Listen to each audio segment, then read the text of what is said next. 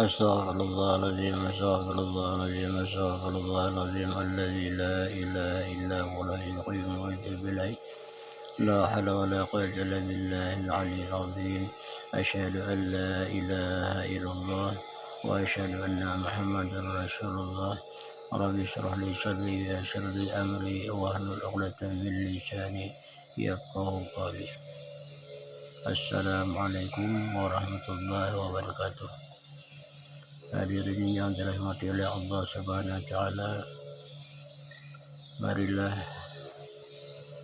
senantiasa kita selalu memanjatkan puji syukur kehadirat Allah Subhanahu wa taala, karena dengan limpahan rahmat, taufik, hidayah serta inayahnya sehingga kita pada saat ini selalu diberikan kesehatan, umur, dan bermacam-macam kenikmatan yang tak terhitung jumlahnya.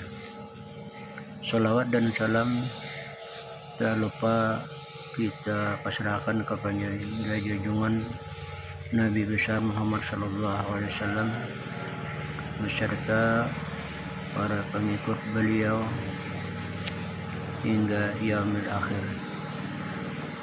Hadirin yang dirahmati oleh Allah Subhanahu wa taala, pada kali ini saya akan mengulang yaitu tentang bab ilmu. Perlu kita ketahui Allah akan mengangkat derajat orang yang berilmu. Di antaranya firman Allah, yarfa'illahu alladhina amanu minkum walladhina utul ilma darajat, yang artinya Allah Subhanahu wa taala mengangkat orang-orang yang beriman dan berilmu beberapa derajat. Nah, jadi sudah jelas bahwa Allah lah yang akan mengangkat derajat orang-orang yang beriman dan orang yang berilmu. Kemudian di ayat lain juga dinyatakan, qul hal yastawil ladzina ya'lamuna wal ladzina la ya'lamun, yang artinya katakanlah, apakah sama antara orang-orang yang mengetahui dengan orang-orang yang tidak mengetahui? Nah, jadi sudah jelas bahwa orang yang mengetahui itu lebih baik daripada orang yang tidak mengetahui. Kemudian Rasulullah sallallahu alaihi wasallam bersabda, an Anasin radhiyallahu anhu qala qala Rasulullah sallallahu alaihi wasallam, utlubul ilma walau bisin fa inna talabal ilmi faridatun ala kulli muslim wa innamal malaikata yad'u ajnatihima li talibil ilmi ridan bima yatlubu. rawahu Ibnu Abdul Bar, yang artinya dari Anas radhiyallahu anhu berkata, Rasulullah SAW bersabda, tuntutlah ilmu sekalipun berada di negeri Cina, sebab sesungguhnya menuntut ilmu adalah kewajiban yang sangat diperlukan bagi setiap orang muslim. Sesungguhnya malaikat menghamparkan sayap-sayapnya untuk penuntut ilmu lantaran rela terhadap ilmu yang dicari. Hadis riwayat Ibnu Abdul Bar. Nah, jadi hadirin yang dirahmati Allah SWT, banyak sekali hadis-hadis yang menyatakan bahwa kewajiban kita menuntut ilmu walaupun dia sudah tua.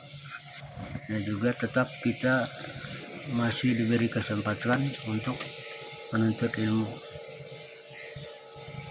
karena mungkin ini ijma ulama, utlibul ilma ilal mahdi ilal lahdi. Jadi menuntut ilmu itu dari buayan sampai ke liang lahat. Nah, jadi dari kecil kita diajankan ya sebelah kanan dan dikomatkan sebelah kiri, kemudian ya sampai ke kubur pun kita akan diberikan pelajaran untuk menuntut ilmu. Berarti mendengarkan yang seperti yang ditelakinkan itu. Apabila ya kebiasaannya di tempat kami itu ada yang dinamakan ya setelah dikubur itu ada ditelakinkan yang diberikan pelajaran marrabuka, siapa Tuhan engkau, waman nabiyuka, siapa nabi engkau, wama qiblatuka, apa kiblat engkau, wa imamuka, apa imam engkau, dan seterusnya. Ya, jadi masalah ilmu ini tidak henti-hentinya kita disuruh menuntut walaupun kita sudah dewasa, karena sudah kita ketahui bahwa ya sekarang, nah apalagi di media, ilmu apa saja yang mau kita pelajari itu ada di Google.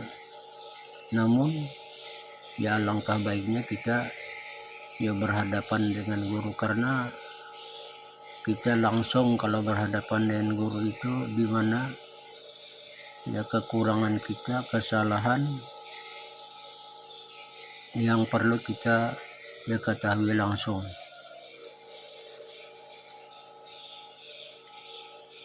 Nah, jadi sedikit lagi hadis yang perlu saya sampaikan. Nah, di sini hadis Rasulullah juga dinyatakan oleh yang diriwayatkan oleh Tirmizi. An Syahbarah radhiyallahu anhu qala man talabal ilmi ma kana kaffaratan lima madha, rawahu Tirmizi. Menuntut ilmu bisa menghapuskan dosa yang lalu. Kemudian di hadis lagi, barang siapa yang berpindah untuk belajar maka akan diampuni dosanya sebelum dia melangkah. Hadis riwayat Asy-Syairazi. Kemudian yang diriwayatkan oleh Tabrani dari Abu Ummamah radhiyallahu anhu berkata, barang siapa orang yang bertambah besar untuk menuntut ilmu dan beribadah sehingga usia lanjut, maka akan diberi oleh Allah Subhanahu wa taala pahala 72 orang-orang yang bersungguh atau siddiq di hari kiamat. Riwayat Tabrani. Nah, jadi hadirin yang dirahmati Allah Subhanahu wa taala, jadi tidak bosan-bosannya kita ya selalu memberikan atau mengajak ya diri kita pribadi, untuk keluarga kita, untuk anak istri kita, mengikuti yang selalu memberi motivasi kita untuk belajar. Jadi belajar ilmu agama ini tidak ada henti-hentinya. Juga ilmu dunia juga bisa kita pelajari. Man aradad dunya fahuwa bil ilmi, man aradal akhirah fahuwa alaihi bi ilmi. Menuntut ilmu dunia maupun ilmu akhirat. Ya, kalau mau kedua-duanya, tuntutlah kedua-duanya. Jadi hadirin yang dirahmati Allah Subhanahu wa taala, saya kira demikian saja. Mudah-mudahan yang saya sampaikan ada manfaatnya untuk diri pribadi, keluarga, dan untuk kita semua. Saya akhiri saja dengan ucapan wa hasbunallahu wa ni'mal wakil. Wassalamualaikum warahmatullahi wabarakatuh.